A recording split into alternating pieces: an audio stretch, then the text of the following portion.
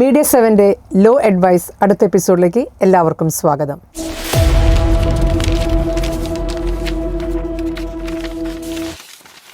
Sir, അപ്പോൾ എൻ്റെ അടുത്തൊരു ചോദ്യം എന്ന് പറയുന്നത്, നിയമപരമായ നടപടികളിലൂടെയോ അഭിമുഖങ്ങളിലൂടെയോ കുട്ടിയുടെ ആഘാതം വീണ്ടും ഉണ്ടാകുന്നില്ല എന്ന് നമുക്ക് എങ്ങനെ ഉറപ്പ് പറയാൻ പറ്റും? ഈ ട്രയൽസ് എല്ലാം കഴിഞ്ഞിട്ട് കുട്ടികൾ വീട്ടിലേക്ക് പോകുന്നു, പിന്നെയും അത് ഈ പറഞ്ഞ പോലെ നിലവിൽ അതിനുള്ള സംവിധാനങ്ങളുണ്ട്. പക്ഷെ ഞാൻ നേരത്തെ പറഞ്ഞ പോലെ ആ സംവിധാനങ്ങൾക്ക് മോണിറ്റർ ചെയ്യാനുള്ള ഒരു അത് നേരത്തെ പറഞ്ഞ പോലെ തന്നെ അത് വീട്ടിലെ പാരൻസ് ആണെങ്കിലും ഇപ്പോൾ പലതരത്തിലും നമ്മളെല്ലാവരും ചിന്തിക്കുന്നു, ഓക്കെ ആ കുട്ടി സേഫാണ്, കുട്ടിയുടെ മനസ്സെല്ലാം മാനസികമായ കാര്യങ്ങളും എല്ലാം അതിൽ വേണം. കാരണം അത് എളുപ്പമല്ല. കാരണം അങ്ങനെ ഒരു ടോർച്ചറിങ് അനുഭവിച്ച ഒരു കുട്ടിയുടെ അവസ്ഥ എന്ന് വെച്ച് കഴിഞ്ഞാൽ അത് പെട്ടെന്ന് അപ്പോൾ നല്ല രീതിയിൽ കൗൺസിലിംഗ് അനിവാര്യമാണ്. കൗൺസിലിങ്ങും അതുകൂടാണ്ട് തന്നെ സപ്പോർട്ട് എന്ന് പറഞ്ഞാൽ സൊസൈറ്റിയാണ് അതിൽ കൂടുതൽ ഇൻവോൾവ് ചെയ്യേണ്ടത്. കാരണം നമ്മുടെ സൊസൈറ്റിയുടെ കുഴപ്പമെന്ന് വെച്ച് കഴിഞ്ഞാൽ ഇങ്ങനൊരു കേസ് വന്നു കഴിഞ്ഞാൽ തന്നെ ആരെങ്കിലും പറഞ്ഞു കഴിഞ്ഞാൽ അതൊരു നെഗറ്റീവ് മാർക്കായിട്ട് കണക്കാക്കും ചിലപ്പോൾ. അതുകൊണ്ടാണ് പലപ്പോഴും ഇങ്ങനത്തെ കേസുകൾ പോലും ഇപ്പോഴും കേസുകൾ റിപ്പോർട്ട് ചെയ്യാത്തത്. കാരണം ആൾക്കാരത് വിചാരിക്കും. നമ്മളെല്ലാവരെയും ഒരു കുഴപ്പമാണ് ആൾക്കാരെന്ത് വിചാരിക്കും, ഈ ആൾക്കാരെന്ത് വിചാരിക്കും, അടുത്തുള്ളവരെന്ത് വിചാരിക്കും, നമ്മളൊന്ന് പുറത്തേക്ക് ഇറങ്ങുമ്പോൾ അവർ നമ്മളെ അത് ഇതിനു പോലും ബാധിക്കും. കാരണം മറ്റുള്ളവരെന്ത് വിചാരിക്കും. അപ്പോൾ അത് എൻ്റെ കൊച്ചിനെ കുറിച്ച് മോശമായിട്ട് വരുവില്ലേ,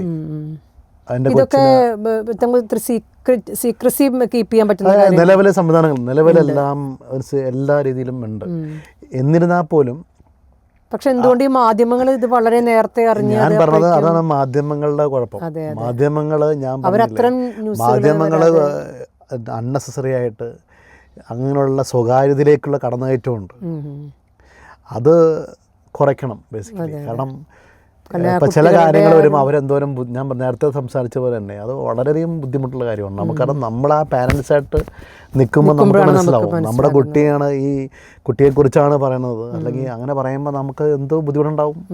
പക്ഷെ അത് പലപ്പോഴും തിരിച്ചറിയണില്ല. അത് പറഞ്ഞിട്ട് കാര്യമില്ല. അത് അവർക്ക് ബിസിനസ്, എല്ലാവർക്കും അതൊരു കച്ചവട മനോഭാവത്തിലൂടെ പോയിക്കൊണ്ടിരിക്കുകയാണ്. അപ്പോൾ അത് നമ്മൾ ഇങ്ങനെയുള്ള പ്രത്യേകിച്ച് ഇങ്ങനെ ബുദ്ധിമുട്ട് അനുഭവിക്കുന്ന കുട്ടികളോട് സമൂഹം നല്ല രീതിയിൽ നല്ലൊരു അപ്രോച്ച് വേണം. അതായത് അവർക്ക് തിരിച്ചറിയണം. പിന്നെ ഈ ഇത്തരം കേസിൽ ഹൈ പ്രൊഫൈൽ കേസസ് വരുമല്ലോ, അപ്പോൾ അതെങ്ങനെയാണ് നമ്മളത് അത്തരം കേസസൊക്കെ വരുമ്പോൾ നമ്മളത് ഹൈഡ് ചെയ്യണം? അതോ സാധാരണ നോർമൽ ഹൈ പ്രൊഫൈൽ കേസസ് വരുമ്പോഴാണ് അപ്പോൾ ഓട്ടോമാറ്റിക്കലി അത് എത്ര ഹൈഡ് ചെയ്യാൻ ശ്രമിച്ചാൽ പോലും അത് ചർച്ച ചെയ്യപ്പെടും. കാരണം അത് ഹൈ പ്രൊഫൈൽ എന്ന രീതിയിൽ വരുമ്പോഴാണ്. എന്നിരുന്നാൽ പോലും ഞാൻ പറയണത് ഇതേപോലുള്ള സംഭവം ഹൈ പ്രൊഫൈലായാലും ലോ പ്രൊഫൈലായാലും ഒരു വിക്ടിം അല്ലെങ്കിൽ അനുഭവിക്കുന്ന ആളാണ് അനുഭവിക്കുന്നത് സെയിമാണ്. അവർ സാമ്പത്തികം ഉണ്ടായാലും സാമ്പത്തികം ഇല്ലെങ്കിലും അവരുടെ മാനസിക ബുദ്ധിമുട്ട് ഒരേപോലെ ആയിരിക്കും. അപ്പോൾ അത് നമ്മൾ തിരിച്ചറിയണം എന്ന് വെച്ച് കഴിഞ്ഞാൽ അത് ഒരാൾ വിചാരിച്ചാൽ പോരാ. അത് എൻറ്റയർലി എല്ലാവരും അത് വിചാരിക്കണം. അത് നമ്മൾ കുറച്ചുകൂടി ഉയരണം അതിന് വേണ്ടിയിട്ട്. പിന്നെ ഇപ്പം നമ്മളിപ്പോഴത്തെ പറയുന്നു, ഇപ്പോൾ ഈ പ്രണയബന്ധങ്ങൾ, സർ ആദ്യം പറഞ്ഞ പോലെ പ്രണയബന്ധങ്ങളൊരു പ്രത്യേക ഒരു പ്രധാന കാരണമാണ്. പ്രണയബന്ധങ്ങൾ ഇപ്പോൾ തലമുറ മാറി. അതായത് പഴയ രീതിയല്ല. ഇപ്പോൾ പുരുഷനും പണ്ടത്തെ പോലെ അല്ല. ഇപ്പോൾ എല്ലാവരും ഇപ്പോൾ അവർ തമ്മിൽ ഇപ്പോൾ ഒരു കുട്ടികൾ തമ്മിൽ വ്യത്യാസമില്ല. പണ്ട് നമ്മളൊക്കെ പഠിക്കുമ്പോൾ നമുക്ക് പുരുഷൻ ആണ് പെണ്ണ് നമ്മൾ വ്യത്യാസമുണ്ട്. ഇപ്പോൾ എല്ലാവരും അവർ ഒരേപോലെ പെരുമാറുന്നത് ഒരു നല്ലതാണ്. അതായത് അവർക്ക് ഒരു തരംതിരിവില്ല. അവർ ഒരു ഫ്രണ്ട്സായിട്ട് ഒരുമിച്ച് വളരെ കാഷ്വലായിട്ട് പെരുമാറാൻ തുടങ്ങി. അത് നല്ലൊരു കാര്യമാണ്. പക്ഷേ അല്ല, ഇപ്പോൾ അങ്ങനെ തുടങ്ങി. ഇപ്പോൾ അവരെല്ലാവരും വളരെ ഒരുമിച്ച്, വ്യത്യാസമില്ല. നമ്മൾ പണ്ടാവുമ്പോൾ നമ്മൾ ക്ലാസ്സിലിരിക്കുമ്പോൾ നമുക്കൊരു പെൺകുട്ടിയോട് സംസാരിക്കാനും എല്ലാവരും ബുദ്ധിമുട്ടുണ്ടായിരുന്നു. പക്ഷെ അത് ഒരു വിധത്തിലൊരു കാരണമാകുന്നില്ലേ ഇത്തരം കേസസുകളിലേക്ക്? കാരണം അത് ആറ്റിറ്റ്യൂഡ് മാറി. കാരണം ഇപ്പോൾ അവരുടെ സമീപനം മാറി. അപ്പം നമ്മളതിൽ ബലം പ്രയോഗിച്ചിട്ട് കാര്യമില്ല. കാരണം അവർ വേറൊരു രീതിയിലാണ് ലോകം കാണുന്നത്. അപ്പം നമ്മൾ കമ്പാരിസൺ നടത്തിയിട്ട് കാര്യമില്ല. അവർക്ക് ഈ പറഞ്ഞ പോലെ ബേസിക്കായിട്ടുള്ള ഒരു ഏർലി എഡ്യൂക്കേഷൻ കൊടുക്കുക, അതാണ് ഇമ്പോർട്ടൻറ്റ്. അല്ലാണ്ട് നമ്മൾ അവരിങ്ങനെ ഇപ്പോൾ ഈ 2K 90 എല്ലാ കാലഘട്ടത്തിലും എല്ലാവർക്കും ഉണ്ട്. എല്ലാവരും ഒരേപോലെയൊക്കെ തന്നെ ആ കാലഘട്ടത്തിൽ അവർ ചോദിച്ചു, ഈ കളി ചോദിച്ചു. അല്ലാണ്ട് അത് നമ്മുടെ അങ്ങനെ അതല്ല. പക്ഷേ ഈ പ്രണയബന്ധങ്ങൾ പലതും കൺവേർട്ട് ചെയ്യുന്നുണ്ട്, നെഗറ്റീവായിട്ട് ഉപയോഗിക്കണമുണ്ട്. കാരണം രണ്ടുപേരും വിത്ത് കൺസെൻറ്റോട് കൂടി ഒരുമിച്ച് സംഭവത്തോടുള്ള കേസ് പോലും പ്രായം ഈ പറഞ്ഞ പോലെ 17 വയസ്സായി എന്ന പേരിൽ അത് ഓട്ടോമാറ്റിക്കലി ഒരു അഡ്വാൻറ്റേജ് ആക്കി എടുക്കും. അത് മാറുന്നു. അങ്ങനെയുള്ള കേസുകൾ ഒരുപാടുണ്ട്. അപ്പം അതിപ്പോൾ അവർ ആലോചിക്കേണ്ടതാണ്, രണ്ടുപേരും ആലോചിക്കേണ്ട കാര്യമാണ്. അതിനിപ്പോൾ നമുക്ക് കൂടുതൽ പറയാൻ പറ്റില്ല. കാരണം ഇപ്പോൾ എനിക്ക് തോന്നുന്നു സ്കൂളുകളിൽ തന്നെ വളരെ ഇപ്പോൾ സാർ എന്ന് പറഞ്ഞ പോലെ സ്കൂളുകളിൽ തന്നെ കുട്ടികൾക്ക് ഓരോ ഏജ് വൈസ് ആയുള്ള ഒരു ക്ലാസ്സസ് കൊടുക്കണം. അത് പക്ഷെ നമ്മുടെ സിലബസുകളിൽ ഇപ്പം സിസ്റ്റത്തിന് വേറെ രീതിയിലാണ്. അപ്പോൾ അത് അങ്ങനെയുള്ള കാര്യങ്ങളെല്ലാം പ്രത്യേകിച്ച് ഇതേപോലുള്ള കാര്യങ്ങൾ കൂടുതൽ അതായത് അവർ വിദ്യാർത്ഥികളായിരിക്കുമ്പോൾ തന്നെ അവരറിയണം. അതെ, ഓരോ ഏജ് ഇപ്പോൾ ഒരു KG പഠിക്കുന്ന കുട്ടിക്ക് അവരുടെ മനസ്സിന് ഇതായിരിക്കുന്നില്ല, ഒരു LP ഒരു 2, 3, 4 ക്ലാസ്സുകൾ പഠിക്കുന്ന പക്ഷെ അപ്പോൾ അവർക്ക് ഓരോ ഏജിലേക്കും വേണ്ടുന്ന. നമ്മളിതൊക്കെ പറഞ്ഞാലും ഇപ്പോൾ സമൂഹം മാറി, ഒരുപാട് അപ്ഡേറ്റ് ആയി, ഒരുപാട് മാധ്യമങ്ങളും പല പല കാര്യങ്ങളും വന്നു, വാട്സപ്പും പല പല കാര്യങ്ങളും വന്നു. അപ്പോൾ അതുകൊണ്ട് എല്ലാത്തിനും നമുക്കൊരു പരിധി വരെ ഒക്കെ ചെയ്യാൻ പറ്റുള്ളൂ. അപ്പോൾ അതെല്ലാം ഉൾക്കൊണ്ട് നിൽക്കുക, അതായത് മനസ്സിലാക്കുക. അത് മനസ്സിലാക്കണമെങ്കിൽ അതിനെക്കുറിച്ചൊരു അവയർനെസ് വേണം, പ്രോപ്പർ അവയർനെസ് വേണം. അത് നമ്മളെ സ്കൂളിങ്ങിലും അല്ലെങ്കിൽ സ്കൂളിന് ശേഷമുള്ള രീതിയിലുള്ള എവിടെയായാലും നമുക്ക് വേണം, ബേസിക്കായിട്ട് വേണം. പിന്നെ സാർ ഈ പോക്സോ കേസുകളും മറ്റു ക്രിമിനൽ കേസുകളും തമ്മിൽ വളരെയധികം ഒരുപാട് വ്യത്യാസമുണ്ട്. പോക്സോ കേസ് എന്ന് പറഞ്ഞ ഒരു അഭിഭാഷകനെ സംബന്ധിച്ചിടത്തോളം വളരെ ബുദ്ധിമുട്ടുള്ള കേസാണ് പോക്സോ കേസ്. ആ കേസ് ഡിഫൻസ് എടുക്കുക എന്ന് പറഞ്ഞു കഴിഞ്ഞാൽ വളരെ പാടാണ്. മെജോറിറ്റി കേസസും ശിക്ഷിക്കലാണ് കൂടുതൽ കേസ്. അപ്പോൾ ഒരു വക്കീൽ പോക്സോ കേസിൽ ട്രയൽ നടത്താന്ന് പറഞ്ഞാൽ വളരെ ഡിഫിക്കൽട്ടാണ് മറ്റുള്ള കേസുകൾ അപേക്ഷിച്ച് നോക്കുമ്പോൾ. അപ്പോൾ അത് ഓരോ കേസിനും ഓരോ സ്വഭാവമുണ്ട്. അത് നമ്മൾ അതനുസരിച്ച് വേണം ചെയ്യാൻ. നോർമലി പോക്സോ കേസുകൾ കൈകാര്യം ചെയ്യാൻ വളരെ വളരെ ഡിഫിക്കൽട്ടാണ്. അതായത് അത് നോർമലി 90% കേസുകളും ശിക്ഷിക്കപ്പെടാറാണ് കൂടുതലുള്ളത്. പിന്നെ എപ്പോഴും ഈ കുട്ടികളെപ്പോഴും അവർ പേരൻസിൻ്റെ കൂടെ തന്നെയല്ല വരുന്നതും. അത് ഈ പറഞ്ഞ പോലെ നോർമൽ എല്ലാ സാഹചര്യത്തിലും അങ്ങനെയാണ് വരാറ്. അതെല്ലാം ഈ പറഞ്ഞ പോലെ നോക്കേണ്ട ഉത്തരവാദിത്വമുണ്ട്. പക്ഷെ അതൊക്കെ എത്ര ശതമാനം വരുന്നുണ്ടോന്നെ കുറിച്ച് നമുക്കറിയില്ല, അത് പറയാൻ പറ്റില്ല.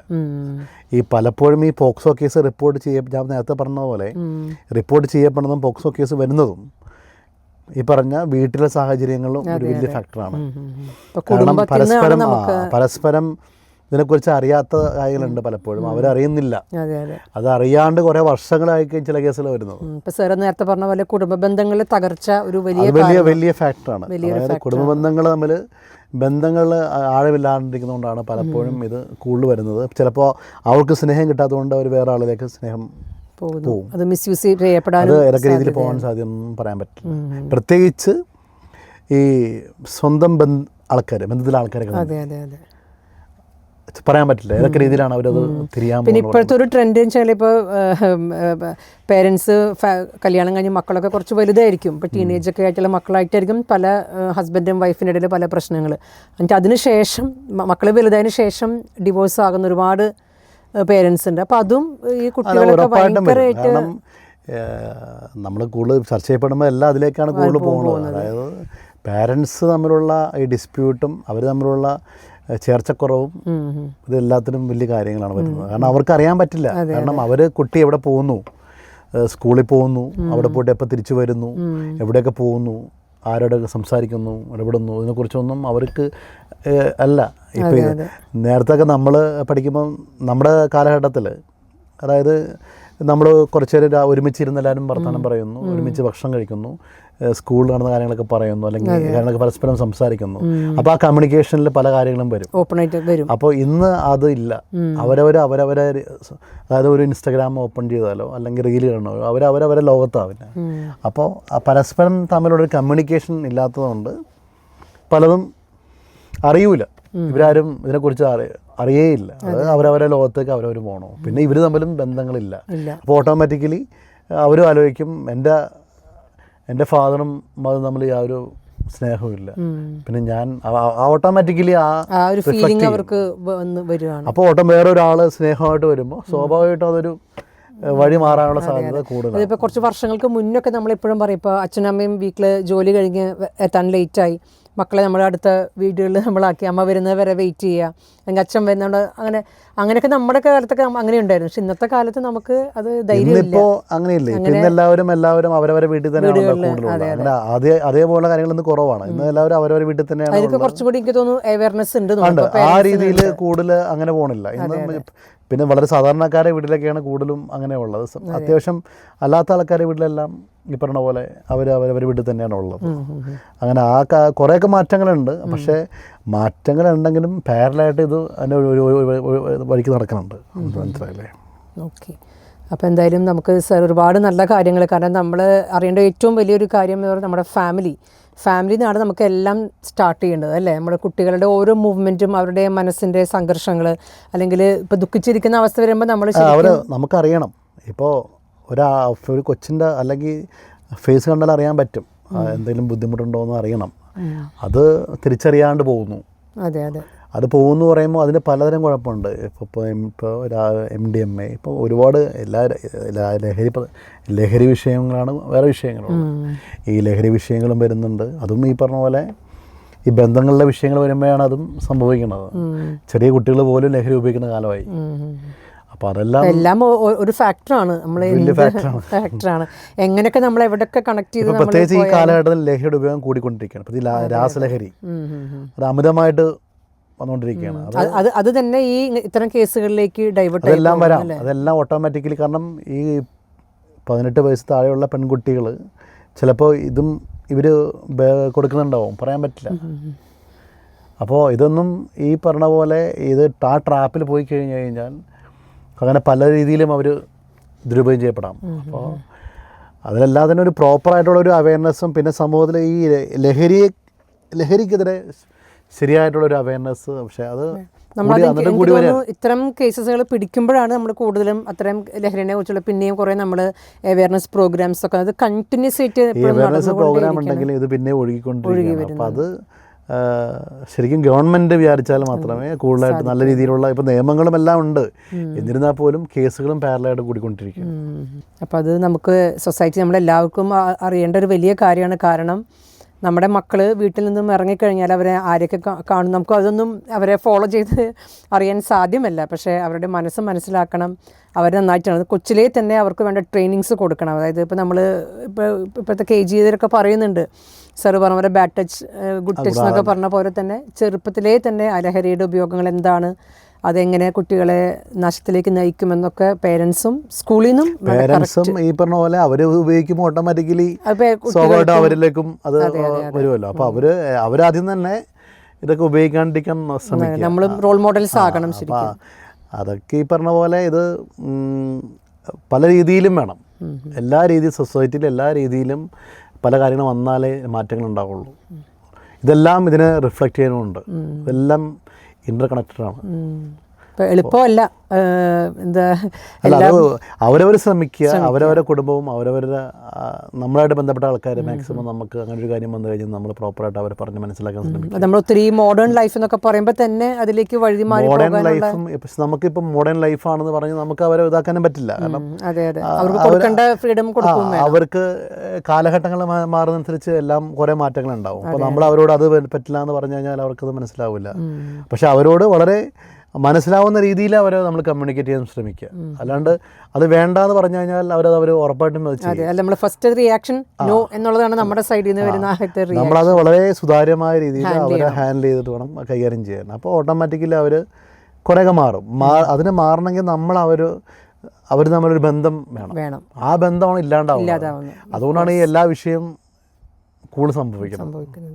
അപ്പോൾ സാർ പറഞ്ഞ 100% യോജിക്കുന്നു. കാരണം ഇതൊക്കെ നമുക്ക് പലപ്പോഴും നമ്മൾ കേട്ടറിഞ്ഞതും വായിച്ചിറങ്ങിയിട്ടും പാട്ടുള്ള ഒരുപാട് കാര്യങ്ങളാണ്. പക്ഷെ എന്നാലും ഇതൊന്നും നമുക്ക് സംഭവിക്കില്ല, അല്ലെങ്കിൽ നമ്മുടെ മക്കൾക്കൊന്നും സംഭവിക്കില്ല എന്നുള്ളൊരു വിശ്വാസമാണ് നമ്മളെല്ലാവരും മുന്നോട്ട് പോകുന്നത്. അപ്പോൾ എല്ലാവരും ശ്രദ്ധിക്കുക. നമ്മുടെ മക്കളും സ്കൂളിലായാലും സ്കൂളിനൊരു പ്രത്യേകമായിട്ടുള്ള ഒരു സ്പെഷ്യൽ, അവർക്കും ഒരു ഭയങ്കര റെസ്പോൺസിബിലിറ്റിയാണ്, വളരെ വളരെ റെസ്പോൺസിബിളാണ്. അപ്പോൾ അവരത് വളരെയധികം ശ്രദ്ധിക്കണം. കാരണം ഒരു അധ്യാപകൻ, അല്ലെങ്കിൽ അധ്യാപകൻ പ്രത്യേകിച്ച് അധ്യാപകൻ ഒരു പാരൻസ് എങ്ങനെയാണ് കുട്ടികളെ കാണുന്നത് സിലബസ് തന്നെ എനിക്ക് തോന്നുന്നു അതിനു വേണ്ടി മാറ്റങ്ങൾ വരും. സിലബസിൽ ഒരുപാട് ഉറപ്പായിട്ടും വേണം. കാരണം ഈ കാലഘട്ടത്തിന് അനിവാര്യമായ രീതിയിൽ സിലബസിൽ മാറ്റം വേണം. അത് അവർ ഒരു അതൊരു വിഷയമായിട്ട് തന്നെ വേണം. അപ്പോൾ അത് പ്രത്യേകിച്ച് അധ്യാപകർ അതിനെക്കുറിച്ച് ബോധരാവണം. പഠിപ്പിക്കുന്ന അധ്യാപകർ അതിനെക്കുറിച്ച് അറിയാവുന്നവരാണെങ്കിൽ കുറച്ചുകൂടി ബെറ്റർ ആവും. അപ്പോൾ കുറച്ചും കൂടി വേണമെങ്കിൽ ക്ലാസ് തന്നെ വേണമെങ്കിൽ ഒരു അഭിഭാഷകൻ്റെ ക്ലാസ് വേണമെങ്കിൽ വല്ലപ്പോഴും ഒരു ക്ലാസ് വെക്കാം, അല്ലെങ്കിൽ ഒരു അഭിഭാഷകനോ അല്ലെങ്കിൽ ഏത് മേഖലയിൽപ്പെട്ട ആൾക്കാരെ കൊണ്ട് ഒരു ദിവസം നമുക്ക് ക്ലാസ് വെക്കാം. അപ്പോൾ കുറച്ചുകൂടി ബെറ്ററായ രീതിയിൽ. ഇപ്പോഴും ചില സ്കൂൾസിലൊക്കെ ഉണ്ട് കാരണം സിലബസ്. പക്ഷെ അത് സാധാരണ ഉള്ള സ്കൂളിൽ, അതായത് ഒരു വലിയൊരു സാമ്പത്തികം, അതായത് ഉയർന്ന സ്കൂളിലാണ് ഉള്ളത്. സാധാരണ സ്കൂളുകളിലൊന്നും പലതൊന്നും അത് കിട്ടുന്നില്ല. അപ്പോൾ എല്ലാ സ്കൂളുകളിലും അത് എത്തിക്കാൻ മാക്സിമം നോക്കുക, സിലബസിൽ മാറ്റം വരുത്തുക. അപ്പോൾ കുറച്ചും കൂടി മാറ്റം വരും. ഓക്കെ, അപ്പം നല്ലൊരു അഡ്വൈസാണ് സർ. അത് മാതാപിതാക്കൾക്കും അധ്യാപകർക്കും ഒരുപോലെ വേണ്ടപ്പെട്ട ഒരു ആവശ്യമായിട്ടുള്ള ഒരു അഡ്വൈസ് തന്നെയാണ് സർ നമുക്ക് തന്നിരിക്കുന്നത്. അപ്പോൾ ഈ ഒരു സെഷൻ നമ്മുടെ ഒക്കെ ഇവിടെ വൈൻഡപ്പ് ചെയ്യുകയാണ്. അപ്പോൾ ഞങ്ങളുടെ കൂടെ ഇത്ര നേരം ഞങ്ങൾക്ക് വേണ്ടി ലോ അഡ്വൈസ് നൽകിയതിനും ലോ പോയിൻറ്റ്സും ഡിസ്കസ് ചെയ്ത് തന്നതിനും സാറിന് പ്രത്യേകം താങ്ക് യു.